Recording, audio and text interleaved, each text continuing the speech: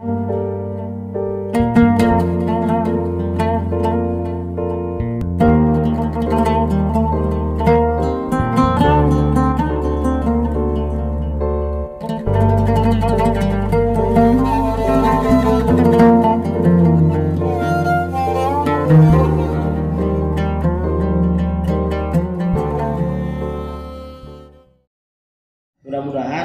ada manfaat dari yang saya sampaikan. Selanjutnya saya silakan ke moderator, mungkin pada sesi tanya jawab atau apa, saya silakan selanjutnya ke moderator. Ya, baik, terima kasih atas pemaparan dan penjelasan dari Ustaz Herwin Ahmad terkait ke-NU-an dasar ya. Kita mengenal NU. Tadi kalau ada peribahasa, tak kenal maka tak sayang maka tak cinta, gitu ya. Oke, untuk mempersingkat waktu di sini, saya sebagai moderator sekaligus notulen ya, karena belum ada notulennya ini. Iya. Membuka sesi pertanyaan. Mungkin berapa, Ustaz? 3 kali ya? Ya, 3 penanya. Silakan ya, baik dari perempuan atau laki-laki enggak masalah. Ya. Yang mau tanya angkat tangan, enggak apa-apa. Silakan, 3 penanya aja ya. Ya. Ya. Jadi di sini nanya aja ya. Ntar sampai keluar lagi, aduh tadi pengen nanya apa tuh gitu kan. Nyesel nggak nanya. Iya. Jadi nanya aja udah gitu. Yang masih kurang jelas atau apa begitu ya tanya aja. Ya, silakan diawali oleh Kang Agus atau panggilannya Kang Otoy. Ya, silakan. Assalamualaikum warahmatullahi wabarakatuh. Waalaikumsalam warahmatullahi wabarakatuh. Saya mau bertanya, Ustaz. Ya, yang kita kan suaranya jangan pelan-pelan lah, kan laki bukan cewek. Ya. Fungsinya Nahdlatul Ulama di Indonesia apa gitu? Fungsinya itu? Udah, ada lagi nggak? Itu aja udah. Udah. Ya, pertanyaannya dari Agus, fungsinya Nahdlatul Ulama di Indonesia itu apa? Gitu ya. Oke. Silakan 2 penanya lagi. Iya, itu dikasih mic-nya. Enggak kedengeran saya. Majuan aja nggak apa-apa, majuan. Soalnya mic-nya nggak nyampe, ntar. Nyampe nggak coba? Assalamualaikum warahmatullahi wabarakatuh. Waalaikumsalam. Perkenalkan, saya Fayunisa. Di sini saya ingin bertanya tentang apakah Muhammadiyah dan NU itu bisa untuk bersatukan umat manusia dalam problematika politik gitu. Yang tahap aja kayak gitu. Gitu. Namanya siapa tadi? Fayunisa. Fayunisa, ya. Pertanyaannya, apakah Nahdlatul Ulama dan Muhammadiyah bisa mempersatukan umat manusia dalam hal politik ataupun apapun itu gitu ya? Ya, kan sebagaimana yang kita tahu kan bahwa ya dalam problematika pada di era milenial seperti itu. Iya, iya. Iya, itu Terima aja kasih. ya. Wassalamualaikum warahmatullahi wabarakatuh. Waalaikumsalam warahmatullahi wabarakatuh. Oke, pertanyaannya bagus banget ini. Ya, silakan yang lain. Satu lagi pertanyaannya.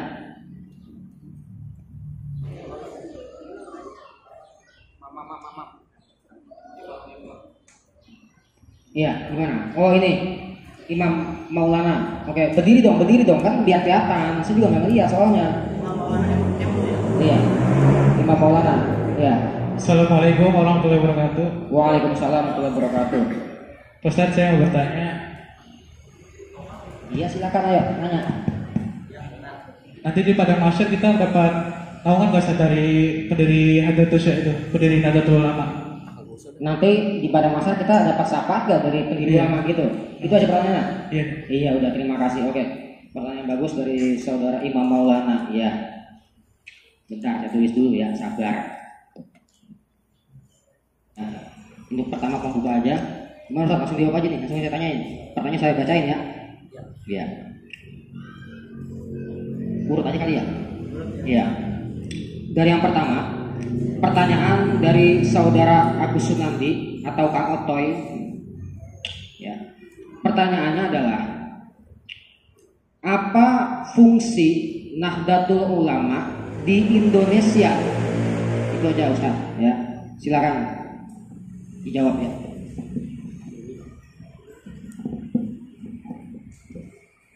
Baik. Pertanyaan dari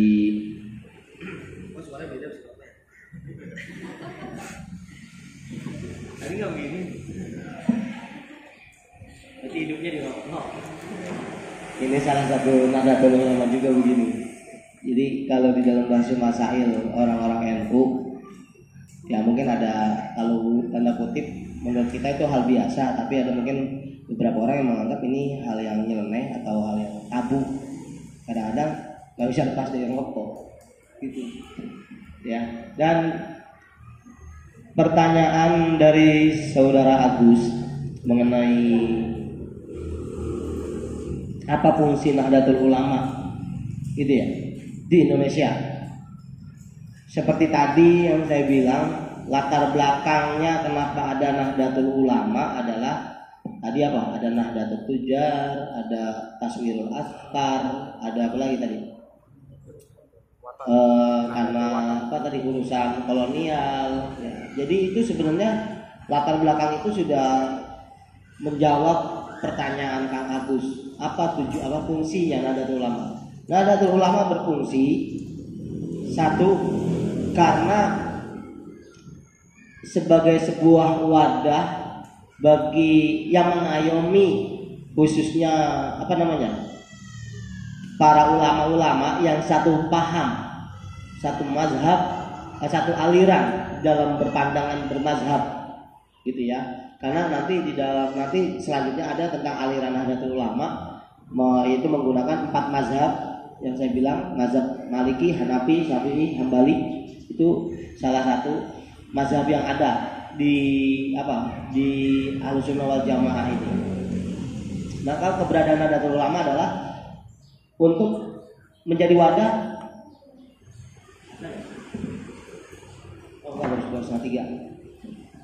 Menjadi wadah bagi para ulama yang sepaham. Itu pertama. Yang kedua,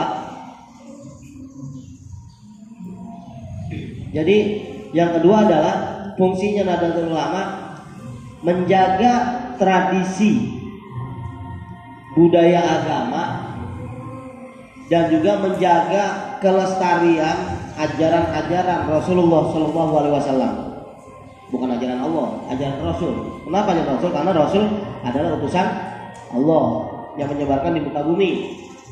Yang salah satu poin penting yang mungkin harus kita ingat, Rasulullah adalah innama bu'istu liutammima makarimal akhlak. Sesungguhnya aku diutus ke muka bumi ini adalah untuk menyempurnakan akhlak. Artinya apa? Akhlak menjadi poin penting di dalam beragama.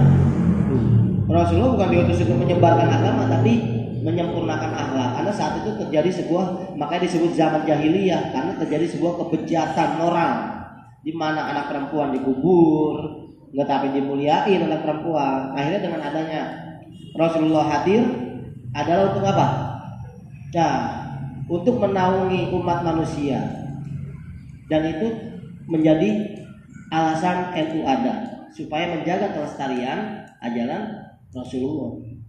Pastinya itu sebagai wadah para ulama yang satu paham, kedua sebagai untuk melestarikan ajaran Rasulullah supaya tetap ada di muka bumi ini.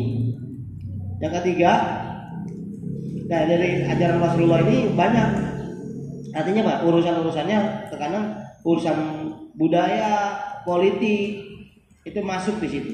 Walaupun secara hitohnya NU tidak mengikuti politik aktif. Apa itu politik aktif? NU jadi sebuah partai? Enggak. Tapi kalau orang-orang NU ada di partai, nggak apa-apa. Karena kan orang-orang NU-nya, bukan atas membawa nama NU-nya. Gitu. Itu harus dibedain. Ya, harus dibedakan. Kenapa itu? Salah satu tujuan untuk melestarikan NU ini tetap ada. Kalau NU ada, berarti ulama-ulamanya juga masih bakal ada. Kalau NU ada, berarti tradisi-tradisi atau ajaran-ajaran Rasulullah itu akan terus ada. Caranya bagaimana? Macam-macam. Lewat budaya. Bisa jadi ada namanya pengusaha muda NU, ada ikatan pelajar NU, ada namanya ikatan santri NU mungkin kalau sekarang. Kenapa? Karena udah banyak-banyak pesantren-pesantren yang udah mulai menyimpang. Maka perlu ada tuh namanya ikatan santri NU. Tapi walaupun di situ jatuhnya naungannya di bawah Ikatan Pelajar Nahdlatul Ulama. Ada Ikatan Pelajar Putri. Tujuannya adalah supaya pengenalan ini melestarikan ke-NU-an. Jadi fungsinya adalah bagi Indonesia keberadaan NU ini menjadi tonggak benteng terakhir dalam hal ajaran agama supaya negara kita masih tetap ada. Cari di muka bumi mana? Kalau kita bilang Timur Tengah adalah asal muasal Islam, misalkan kita bilang kayak gitu, ya seolah-olah kita kalau ngeliat orang Arab kan Islami, ya kita ngeliat orang Arab padahal orang Islam, pasti kan gitu, betul ya? Coba lihat, mereka sudah mengamalkan ajaran Rasulullah enggak? Lebanon belum lama ada meledak, ya, gitu. Terus apalagi Palestina, ya kan ya? Padahal di situ ada bukti sejarah apa tuh? Masjidil Aqsa yang ada di dalam Al-Quran malah itu nggak sembarangan. Al-Quran yang menyebutkan nama Masjidil Aqsa, berarti benar-benar dari Allah kata-kata itu, firman-Nya. Tapi apa kejadian sekarang? Apakah mereka nyaman beribadah? Enggak. Kita di sini duduk adem, lihat sekarang kita menyampaikan Nahdlatul Ulama. Ada nggak di depan Satpol PP atau polisi? Nggak ada. Nggak ada kan? Kita sembahyang, kita takbir, Allahu Akbar. Ada bunyi bom nggak? Sehingga kita jadi khusyuk. Siapa yang bikin khusyuk kita beribadah?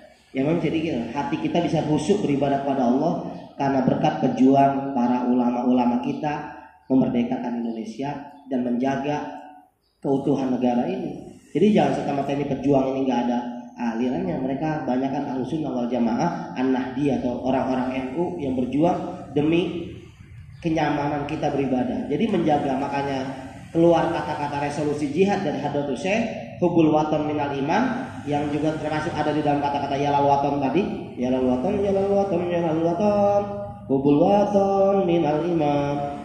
Karena cinta negara bagian dari keimanan. Kenapa? Karena kalau kita cinta negara, otomatis negara ini akan kita jaga kan. Yang namanya orang cinta gimana sih? Ya, gampangnya kamu aja. Gimana kalau lagi cinta-cintaan? Iya, ya. Kesenggol dikit, kenapa sayang? Gitu ya? Iya gitu. Apa Wahid doang yang tawa? Gitu kan? Ketika orang cinta kayak gitu ya, gitu. Ya atau orang tua kamu lah, anggaplah orang tua kamu cinta sama kamu karena sayang sama kamu. Kamu keseleo dikit pulang aja. Ya Allah, kita urut cepetan, buru-buru kita urut. Jadi dijaga benar-benar ini anaknya karena saking sayang dan cintanya kepada anak. Nggak ulama sama, saking cintanya sama negara, pertahanin. Kalau ada orang-orang yang mau merongrong negara kesatuan, harus kita basmi. Kenapa? Karena itu akan mengganggu kenyamanan kita di dalam beribadah. Ada hubungannya ke agama, bukan berarti nggak ada. Itulah salah satu fungsi peran Nahdlatul Ulama menjadi apa? Di Indonesia ini adalah supaya kita ibadah bisa khusyuk. Palestina bom, jeger. Lagi bertakbir Masjidil Aqsa, walaupun katanya berapa rakaat di situ, kita sama kayak di sini, 100 rakaat ya. 100 rakaat 10.000, 100.000, 10.000, 1.000. Nah, Masjidil Aqsa kita sholat 1 rakaat di Masjidil Aqsa, pahalanya 1.000 rakaat. Tapi kalau bunyi bom gimana bisa khusyuk? Coba. Lagi bertakbir Allahu Akbar, Israel ngebom. Bum. Hati kita pasti was-was. Waduh, ntar gua kebom nih. Ya kan? Gimana bisa mau menghadirkan Allah di hatinya ketika bertakbir aja udah bunyi bom. Kita di sini bunyi gituan enggak? Kita aja di sini bunyi ondel-ondel aja di depan terganggu, apalagi bunyi apa? Bom. Bunyi ondel-ondel, belum lagi ordong, orkes dorong. Aduh, gitu lagi megang spidol jadi goyang-goyang begini. Ya, gitu kan. Itu baru apa tuh? Baru orkes dorong. Apalagi apa? Bunyi bom, wah. Jangan-jangan apalagi nulis bom. Tangan gitu. Bunyi orkes dorong apa tuh? Nulis bismillah jadi apa? Goyang-goyang gitu tuh ya. Ya, jadi apa? Itulah salah satunya. Kenyamanan beribadah menjadi poin penting fungsinya Nahdlatul Ulama ada di Indonesia. Gitu kan, Gus? Iya. Oke, lanjut ke pertanyaan kedua dari seorang stranger ini, ya orang luar bernama Khairunisa ya, benar namanya? Iya. Ini pertanyaannya rada sedikit visioner ke depan, Ustaz. Pertanyaannya pandangan ke depan dia. Pertanyaannya adalah apakah organisasi Nahdlatul Ulama dan NU atau Muhammadiyah bisa berkolaborasi, berkata bisa ya berkolaborasi lah pokoknya ya, bisa nyatu untuk menyelesaikan segala propaganda politik yang ada di Indonesia ya, pokoknya segala macam apapun dah gitu tentang problematika yang ada di Indonesia. Kira-kira bisa nggak Muhammadiyah dan NU saling bersatu gitu? Ya gimana menurut pandangan Ustadz nih? Jadi ini menurut berarti kalau ini pertanyaannya lebih ke apa namanya ya, subjektif ya. Jadi pendapat dari perorangan gitu, karena kebetulan saya jadi moderator, mungkin nanti moderator jadi narasumber, mungkin nanti Ustaz moderator juga bisa menambahkan gitu kan, karena ini pertanyaan ini bersifat subjektif. Jadi enggak, kalau yang beliau tadi kan pertanyaannya bisa kita jawab karena memang fungsinya udah jelas. Kalau ini lebih kepada bagaimana ketika NU dan Muhammadiyah bisa nggak bersatu untuk menjaga kedamaian, menyelesaikan segala konflik politik yang khususnya ada di Indonesia ya, gitu ya Nis? Iya, ini saya buka juga, ini salah satu murid saya di MT Surat Taqwa, udah alumni, udah beberapa tahun yang lalu. Selain ada Husain juga, tapi ini atasannya lagi beliau. Udah kuliah sekarang di mana? Seno ya? Saisa ya? Salahuddin Al-Ayyubi yang pengasuhnya Kiai Ma'ruf Amin. Jadi ini untuk menjawab hal itu, kalau buat pribadi saya, apakah bisa NU dan Muhammadiyah berkolaborasi untuk menyelesaikan segala konflik, khususnya apalagi yang sekarang ini kan sangat fatal konflik kita ini. Maka bisa, kalau bisa dibilang, jujur pribadi saya bilang, pemilihan gubernur atau politik tahun ini adalah politik paling kotor di antara politik-politik yang lain. Kenapa saya bisa paling kotor? Karena dari dulu Indonesia adalah Bhinneka Tunggal Ika. Bhinneka Tunggal Ika berarti apa? Berbeda-beda tapi tetap satu tujuan. Gitu ya. Bukan kayak di KWK berdua satu tujuan lain. Ya. Jadi ada ber217 AM. Ya, berdua satu tujuan. Ada tuh di KWK. Ya, pencinta KWK. Ya, jadi kita gimana caranya berbeda-beda tapi tetap satu tujuan. Artinya apa? Harusnya segala macam bentuk yang berbau ras, berbau agama, berbau apa lagi yang menyangkut kehidupan pribadi kita itu jangan dijadikan sebagai bahan olok-olok. Ya, kita sebut misalkan ada seorang gubernur tapi calonnya ini adalah non muslim. Kita apa? Kita bilang jangan sampai dia jadi. Di mana? Justru ini adalah melukai undang-undang dasar kita. Berarti kalau melukai undang-undang dasar berarti adalah melukai Pancasila. Kalau melukai Pancasila berarti melukai Negara Kesatuan Republik Indonesia. Panjang kan? Itu kalau kita bisa jelaskan seperti itu.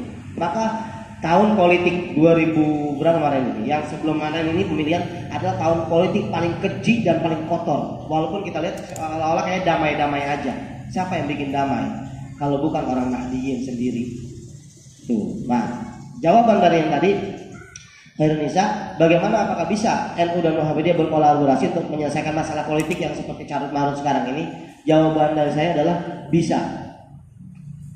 Selagi masih bisa satu visi dan misi. Untuk apa? Ya tadi Bhinneka Tunggal Ika. Selagi kita mau kembali ke Undang-Undang Dasar, kembali ke Pancasila, maka kalau punya tujuan satu sama untuk menyelamatkan negara kesatuan, pasti bisa. Yang penting satu, kesamaan visi misi untuk menjadikan negara ini adalah negara yang baldatun thayyibatun warabun ghafur. Bagaimana caranya? Dengan tidak merubah budaya-budaya yang ada di Indonesia sendiri. Karena kan dengan merubah budaya berarti kan menghilangkan sedikit jati diri negara. Ya kan? Gitu. Budaya kita orang yang Betawi misalkan apa nih? Misalkan sering kalau lebaran ada kue Cina. Besok-besok udah ganti aja langsung pakai kongguan, pakai wafer, pakai macam-macam kue kering. Kue Cina akhirnya nggak ada gitu. Itu apa? Itu adalah merubah tatanan budaya. Padahal apa salahnya kue Cina? Jangan mentang-mentang dia ada kata-kata Cinanya lalu nggak boleh kan gitu. Yang baru-baru kemarin apa? Kue klepon kagak Islami. Kan gitu. Selagi kalau hal-hal itu tidak disangkut pautin, kalau visi misinya sama, tujuannya adalah menjaga Pancasila dan NKRI serta Undang-Undang Dasar seperti halnya yang Nahdlatul Ulama lakukan, mungkin di teman-teman kita di Muhammadiyah, sahabat-sahabat kita bisa nyatu. Karena ormas terbesar di Indonesia dua, Nahdlatul Ulama dan Muhammadiyah, yang dua-duanya satu akar budaya yang sama, bahkan satu guru yang sama di Mekah. Hadratus Syekh dengan Kiai Haji Ahmad Dahlan, waktu itu nama sebenarnya sebelum Kiai Ahmad Dahlan, nama Kiai Ahmad Dahlan. Dan iya, Darwis ya. Iya, itu Kiai Darwis ya namanya. Kiai Ahmad Dahlan dengan Hadratus Syekh Hasyim Hasan satu guru. Yang namanya satu guru, kadang-kadang kita punya pemikiran beda kan, tapi berbedanya tetap saling menghargai. Itu karena yang berbedanya dalam hal masalah perspektif aja, tapi untuk visi misi mereka sama, apa? Mengembangkan agama demi kemajuan bangsa. Kalau visi misinya sama seperti itu, insya Allah. Maka balik lagi adalah ke orang-orang yang menggiat di Nahdlatul Ulama dan orang-orang yang berada di Muhammadiyah. Kira-kira ada nggak samaan visi misi mereka sehingga untuk apa? Menyatukan perspektif politik kita. Jawabannya bisa.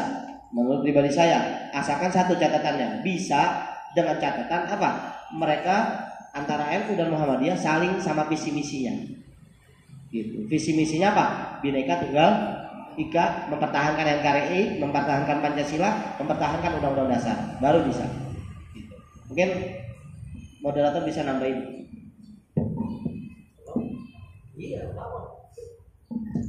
Ya, dari saya sendiri, karena jawabannya udah diborong semua sama Ustadz Bahrul ini, jadi saya juga bingung mau apa. Tapi yang perlu saya tambahkan di sini, tetap jawaban saya bisa. Artinya kita mengandai-andai, kalau kita lihat dari belakang sepak terjang antara Nahdlatul Ulama dan Muhammadiyah itu sama-sama benar menjaga kerukunan umat beragama gitu. Ya, bolehlah mereka berbeda dalam hal warna dalam tata cara beribadah. Boleh berbeda ya, karena kalau kita telusuri dari jauh ini semakin dalam dikit intermezzo. Kalau semakin jauh kita lihat pemikirannya Kiai Ahmad Dahlan atau pendiri Muhammadiyah itu terpengaruh dengan Muhammad Iqbal, tokoh pembaharu dari Mesir. Ya. Artinya dia sangat revolusioner. Nah, sedangkan ini Kiai Haji Hasyim Asy'ari, ya dia cuma ngaji di sini aja dia. Iya. Iya. Pemahamannya ya udah Asy'ariyah gitu, ibaratnya sama Asy'ariyah juga ya. Tapi di sini kalau di NU ada istilah Islam Nusantara. Kalau di Muhammadiyah ada namanya Islam berkemajuan ya. Artinya bukan maju Islamnya tapi maju dalam pemikirannya begitu. Ya. Kadang ada orang Islam tapi pikirannya masih kayak bocah SD begitu. Ada ya. Ada juga orang yang Islam tapi juga pemikirannya maju pesat gitu, ada ya. Jadi sama-sama punya visi dan misi dalam hal tata cara beribadah, tata cara pemikiran. Tapi selama yang saya lihat begitu, karena saya kuliah ada di Jogja, saya sering berdiskusi dengan teman-teman dari Muhammadiyah ya ada, teman-teman dari Hindu ya ada, dari Kristiani ya ada. Saya sering berdiskusi seperti itu. Ya karena kebetulan saya jurusan filsafat, jadi ya sedikit memahami pola pikir mereka gitu. Jadi tetap yang selama saya lihat sama tujuannya, mereka sama-sama menjaga kesatuan Republik Indonesia gitu. Ya, walaupun kadang sholat tarawihnya bisa beda-beda kan gitu. Tapi kalau dalam masalah untuk menjaga persatuan tetap sama tujuannya, menjaga gitu. Karena yang perlu kalian tahu bahwasanya justru Nahdlatul Ulama dan Muhammadiyah lah yang menjadi tonggak besar nih, sumbangsi terbesar untuk pendidikan Indonesia. Baik politik, perjuangan semuanya. Kalau kita lihat sekarang Budi Utomo, ya sebenarnya nggak ada apa-apanya kalau dilihat sama perjuangannya Nahdlatul Ulama dan Muhammadiyah, nggak ada apa-apanya. Iya. Ya, mungkin kalau kata Muhammadiyah katanya dari segi finansial, mungkin kata Muhammadiyah kaya-kaya gitu, makanya dia bikin rumah sakit Islam gitu, lebih bergerak ke sini, ke sosialnya. Ya, tapi kalau NU dia lebih bergerak ke religinya, mungkin seperti itu. Ya, untuk menanamkan dasar tentang pemahaman Asy'ariyah gitu. Ya. Jadi Muhammadiyah udah lebih bergerak duluan dia. Ya, istilah kata ketika Kiai Hasyim Asy'ari masih ngarang kitab, nah Kiai Ahmad udah bergerak, udah nyatuin anak yatim gitu. Ya, jadi udah dilakuin duluan begitu. Kan ibarat kata Kiai Ahmad Dahlan sama Kiai Hasyim Asy'ari satu guru, cuma lebih tua Kiai Ahmad Dahlan. Ya, makanya manggilnya Kang Mas dia. Iya, Kang Mas gitu. Ya. Jadi itu aja ya. dari penjelasan saya, pokoknya intinya mereka berdua boleh sama berbeda dalam hal ritual keagamaan, pemikiran, tapi saya rasa dalam membangun berkolaborasi untuk memecahkan segala problematika yang ada di Indonesia, khususnya pada politik, itu insya Allah pasti bisa, ya. Karena ada hampir kemiripan dia, ya, antara Muhammadiyah dan Nahdlatul Ulama. Itu aja, ya, itu aja ya. Jadi lanjut ke pertanyaan nomor 3, ini Ustaz. Jadi pertanyaan nomor 3 di sini ini pandangannya lebih transendental dia nih, lebih jauh nih, alam gaib ini nih, iya, serem ini. Ya, pertanyaannya nih, selama yang kita kenal kan syafaat datangnya dari Nabi Muhammad gitu kan ya? Iya, datangnya dari Muhammad. Iya, bahkan Nabi Musa pengen jadi umat Nabi Muhammad, ya gitu. Ini pertanyaan dari saudara Imam Maulana ini. Ya. Dia bertanya, apakah kita nanti di padang mahsyar bisa nggak mendapat syafaat dari pendiri Nahdlatul Ulama? Nah, itu pertanyaan Ustaz. Ya. Mungkin silakan dipaparkan gimana ya. Lagi-lagi nanti moderator bisa nambahin juga. Ya. Baik. Sebenarnya tadi sudah dibuka oleh Bapak Ketua KNU-an, ya, Saudara Al-Mukarram, ya, Abdul Wahid Al-Lokomotif. Ya. Tadi sudah dibuka, siapa orang yang mau mengurus NU maka akan aku anggap santri. Dan terus apa lagi?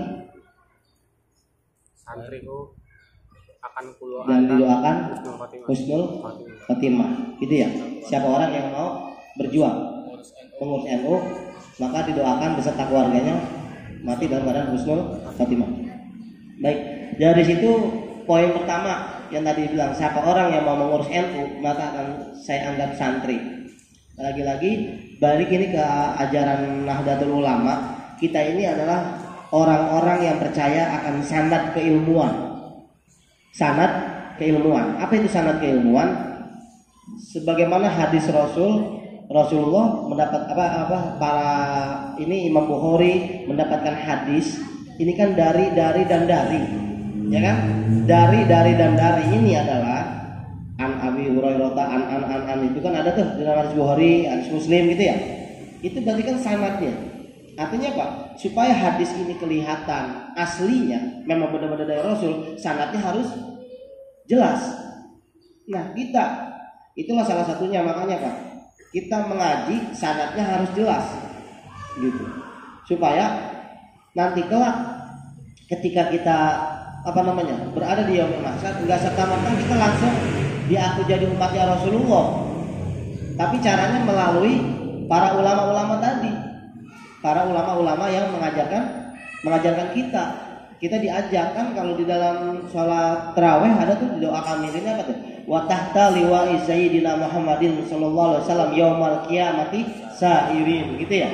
Dan di bawah bendera Rasulullah kita nanti semuanya bakal dijadiin satu kan gitu, ngumpul jadi di bawah satu naungan bendera Rasulullah. Tapi buat mau jadi dapat syafaat supaya bisa ada di benderanya Rasulullah, gimana caranya? Ya ini nanti diajak oleh guru-guru kita. Nah, kalau Hadratus Syekh aja udah menganggap kita sebagai santrinya, kalau kita mau ngurusin NU, ya berarti Hadratus Syekh menganggap kita santri. Maka nanti ketika nanti di Hadratus Syekh udah nggak usah kita lihat lagi sanadnya beliau ke atas, udah pasti bagus gitu. Jadi kalau kita dianggap santri oleh beliau, oleh Hadratus Syekh karena mengurus NU, otomatis nanti Hadratus Syekh yang akan manggil, mana sini yang ngurus NU benar-benar, ya bukan karena duit, ya bukan karena apa-apa, sini kumpul sama saya. Nanti juga bakal difilter semua, oh iya ini benar-benar orang-orang yang ikhlas mengurus NU, yang nggak ada pamrihnya. Ya udah, mungkin salah satunya kita nih panitia juga nih jangan-jangan ini apa, dianggap sebagai benar-benar sebagai santri dari Hadratus Syekh Hasyim Asy'ari. Kenapa? Karena berkat panitia lah kita bisa ngadain ini KNU-an, kan gitu. Nah, tanpa sumbangsi, tanpa ada harta, ada biayanya, alhamdulillah belum ada, tapi bisa jalan. Jangan kita dianggap jadi santrinya Hadratus Syekh, kelak nanti Hadratus Syekh manggil-manggil kita, Wahid sini, Wahid, panggil, Lokomotif sini, gitu. Dipanggil sama Hadratus Syekh, sini kumpul. Kemarin sampean yang bikin acara tuh di Pondok Salaf Alisan KNU-an tanpa pamrih, ayo sini bareng sama saya, dikenali nanti kita dimajuin ke Rasulullah. Itu. Jadi apa? Apakah dapat? Jawabannya dapat. Dapat syafaat Hadatul Syekh buat diajak nanti bersama-sama di bawah naungan bendera Rasulullah SAW. Jadi jawaban gitu. Sama halnya seperti kita ngaji. Kita ngaji sama siapa? Ya, anggaplah sama Sosok Kani, sama saya, gitu. Yang mana naungannya mungkin sama ke Kiai Haji Ahmad Hijzilah. Kiai Haji Ahmad Hijzilah siapa? Beliau guru-gurunya. Salah satunya mungkin yang kita kenal adalah Kiai Haji Muhajirin Ansar di sini. Kalau di pondok pesantren yang saya tahu beliau sering menyebut nama-nama Kiai Haji Ishaq Latif yang kebetulan juga guru saya juga, gitu. Karena bareng di sana di Tebuireng. Salah satu lagi yang beliau sering sebut adalah Kiai Samsuri Badawi. Itu semua para wali Allah, gitu. Kiai Haji Muhajirin Ansar, beliau ini dapat sanad tentang hadisnya aja langsung dari Kiai Haji Ahmad Dahlan yang pengarang kitab Mukhtasar Jidan tuh, Kiai Ahmad Zaini Dahlan. Itu hadis langsung dari situ dan dia adalah orang ke-12 atau 13 sanadnya nyampe ke Rasulullah untuk hadis ya. Maka Kiai Muhajirin Ansar ada di berapa tuh? Ke-14. Nah kalau beliau ngaji ke Kiai Muhajirin berarti sanadnya ke berapa? Ke-15. Nah nyampe ke kita lah deket kan? Deket nggak? Masih belasan kita nyampe ke Rasulullah coba. Berarti apa kesimpulannya? Ya nanti kita bakal diajak. Mana santri-santri saya kalau saya Alisan diajak sama beliau. Beliau diajak lagi sama gurunya. Mana Haji Zila, sini Haji Zila, bareng sama gua sini lu. Kiai Muhajirin diajak lagi sama gurunya. Lah sampai kita ke Rasulullah. Itu dari segi syarat ngaji kita. Ini kita udah dianggap jadi santrinya Hadatul Syekh, otomatis diajak kita coba mana sini ayo yang harus ngurusin NU dengan ikhlas sini ayo maju kita di bawah tahta liwa'i Sayyidina Muhammadin nanti di padang mahsyar. Mungkin itu ya, mungkin lebih lengkapnya nanti Bunda tuh bisa nambahin.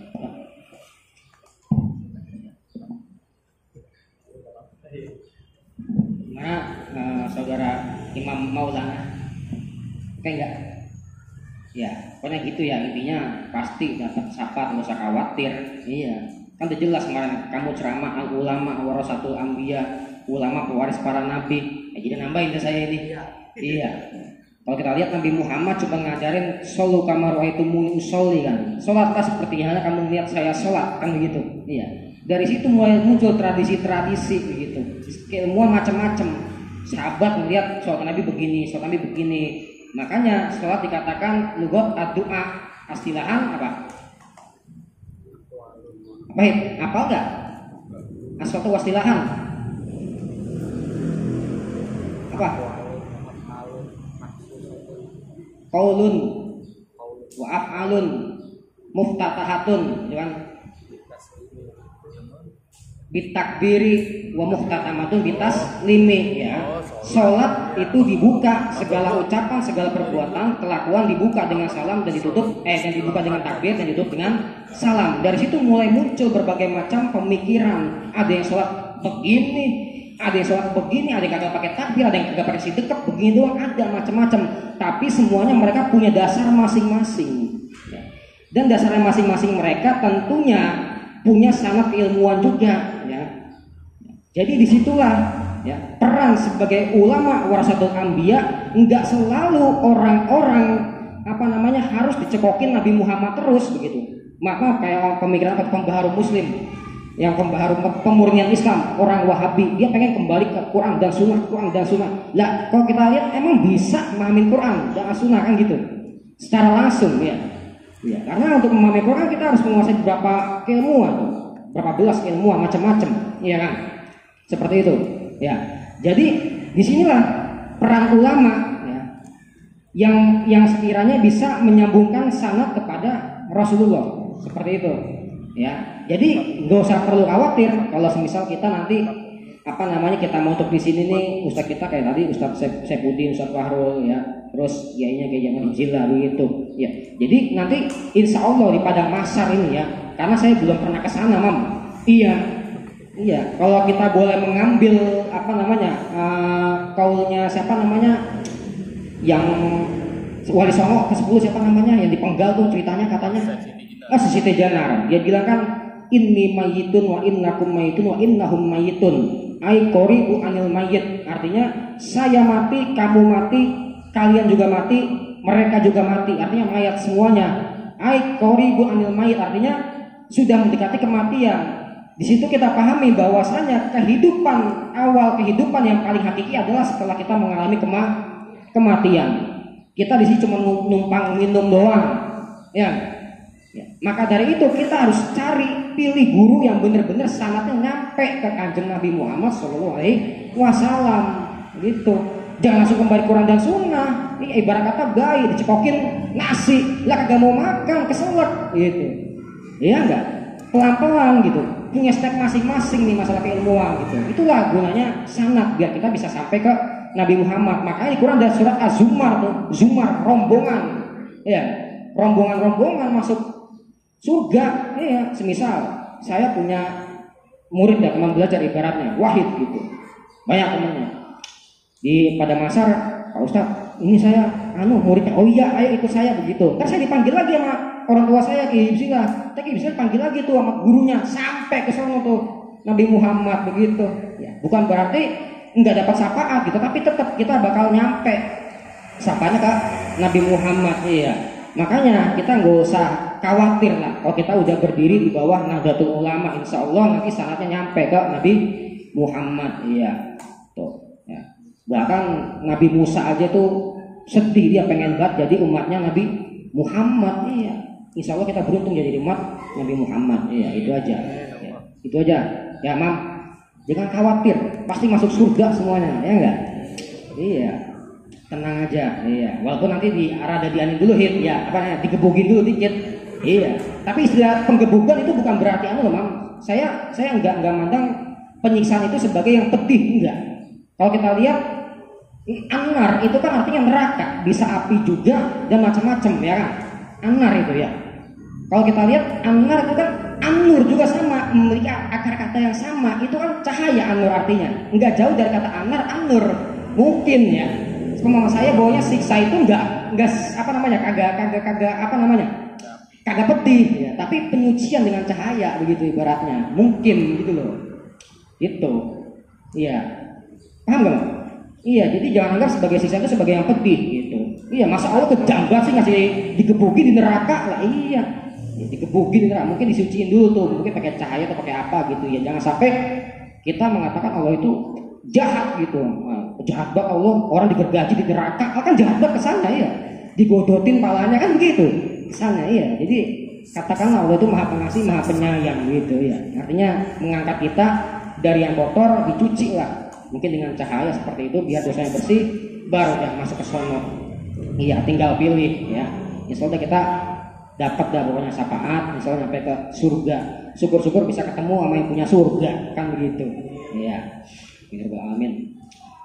Oke, ini karena waktunya sudah dekat dengan pukul 3 ya. Jadi saya rasa kita cukupkan sampai di sini dulu ya. Nanti bulan depan bisa kita lanjut lagi ya, karena kita baru mengenal purinya doang nih baru ya, belum pori-pori, belum tulangnya, belum sumsumnya kan begitu. Iya, akar pemikirannya belum nyampe nih saat belum ya, belum. Iya, baru pengenalan doang, kapan berdirinya NU ya, itu aja.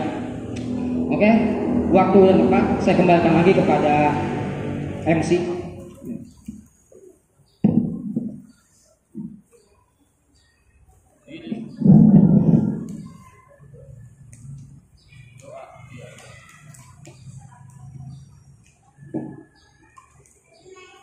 Alhamdulillah berakhir acara ini. Semoga apa yang kita dapatkan hari ini bisa bermanfaat.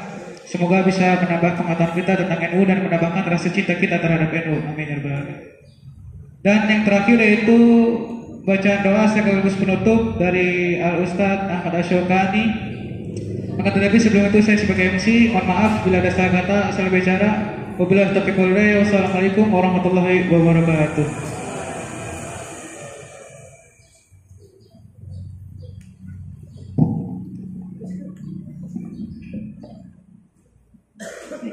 Ya, sebelum kita tutup, mari kita kirim Al-Fatihah kepada para masyaikh, guru-guru kita, mobil khusus kepada para masyaikh tadi, Nahdlatul Ulama ya.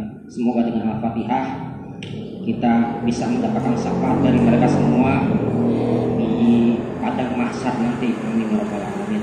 Bikin taniyah Al-Fatihah. A'udzubillahi minasyaitonir rajim. Bismillahirrahmanirrahim. alamin arrahmanir rahim maliki yaumiddin iyyaka na'budu wa iyyaka nasta'in ihdinas siratal mustaqim siratal ladzina an'amta 'alaihim ghairil maghdubi 'alaihim waladdallin amin. Oke.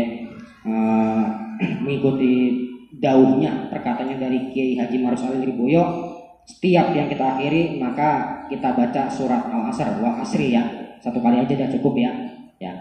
Bismillahirrahmanirrahim wal asri innal insana fi khusrin illa alladzina amanu wa 'amilus sholihati wa tawasaw bil haqqi wa tawasaw bis sadaqallahu alazim. Assalamualaikum warahmatullahi wabarakatuh.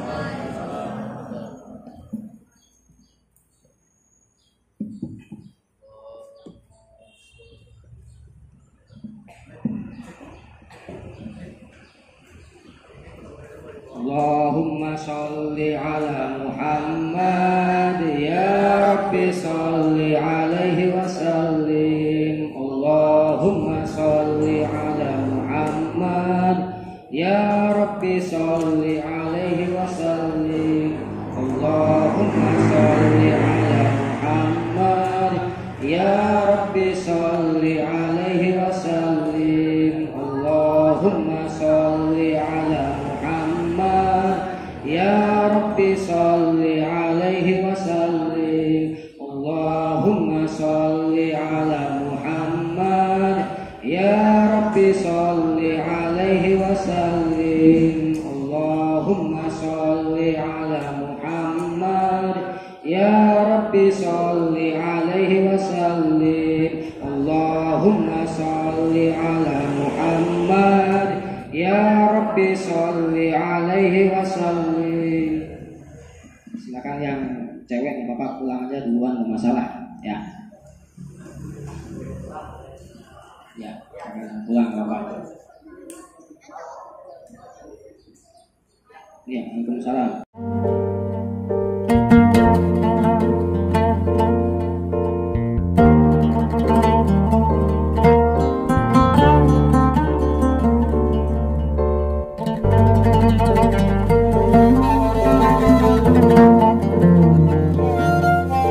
Thank you.